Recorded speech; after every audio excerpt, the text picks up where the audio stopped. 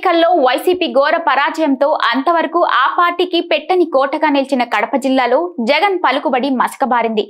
ఎన్నికలలో జిల్లాలోని 10 అసెంబ్లీ నియోజకవర్గాలకు గాను కేవలం 3 స్థానాలలో మాత్రమే వైసీపీ విజయం సాధించింది.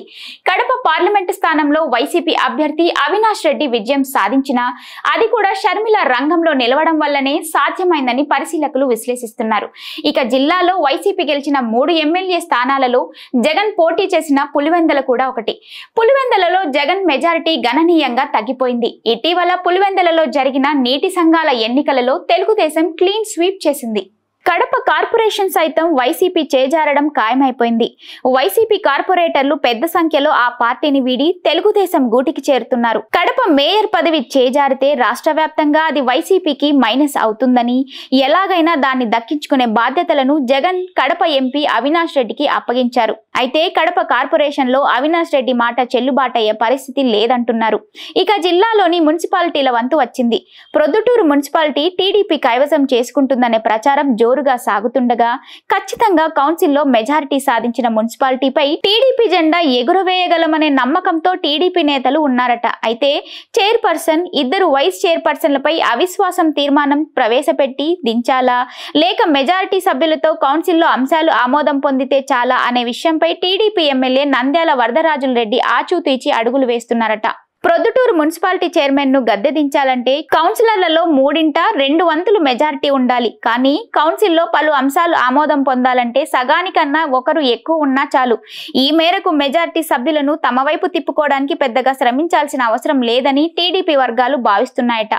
ఏపీలో వైసీపీ ప్రభుత్వం దిగిపోయి ఎన్డీఏ కూటమి అధికారంలోకి వచ్చి 6 నెలల కాలం గడిచిపోయింది. అయినా రాష్ట్రంలో స్థానిక సంస్థలైన కార్పొరేషన్లు, మున్సిపాలిటీలు, మండలాలు, పంచాయతీలు అధిక భాగం ఇంకా వైసీపీ చేతిలోనే ఉన్నాయి. అధికారం మారడంతో సహజంగా కొందరు వైసీపీ నుంచి టీడీపీలోకి జంప్ కావడం తప్ప ప్రత్యేకంగా టీడీపీ ఎమ్మెల్యేలు మున్సిపల్ పాలక మండలాలను దక్కించుకోవడంపై పెద్దగా దృష్టి పెట్టడం లేదంటున్నారు.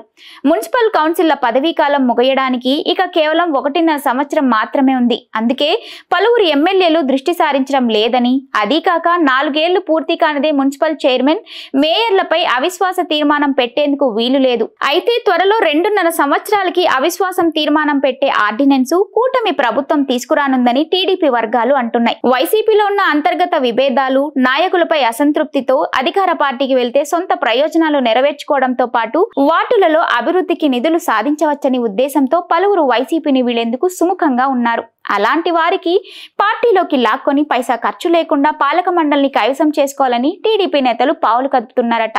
ఆ క్రమంలో ప్రొద్దుటూరు మున్సిపాలిటీలో మెజారిటీ కైవసం చేసుకునేందుకు ఎమ్మెల్యే నంద్యాల వరదరాజుల రెడ్డి ముమ్మర ప్రయత్నాలు చేస్తున్నారట. మరోవైపు ప్రొద్దుటూరు మున్సిపాలిటీ పీఠాన్ని కాపాడుకునే యత్నాలు వైసీపీ మొదలుపెట్టిందట. అందులో భాగంగానే చైర్పర్సన్ భీమునిపల్లి లక్ష్మీదేవి, ఆమె భర్త నాగరాజు టీడీపీలో చేరకుండా వారికున్న ఆర్థిక సమస్యలను పరిష్కరించుకునేందుకు మాజీ ఎమ్మెల్యే రాచమల్ల ప్రసాద్ రెడ్డి, ఆయన బావమర్ది మున్సిపల్ వైస్ చైర్మన్ బంగార్ రెడ్డి ప్రయత్నిస్తున్నారట.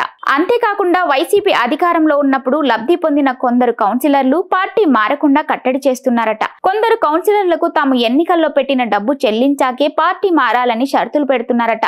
దీంతో కొంతమంది కౌన్సిలర్లు డబ్బు చెల్లించే పరిస్థితి లేక విధి లేని పరిస్థితుల్లో వైసీపీలోనే కొనసాగుతున్నారట. మరి చూడాలి ప్రొద్దుటూరు మున్సిపాలిటీ రాజకీయం ఏ మలుపులు తిరుగుతుందో.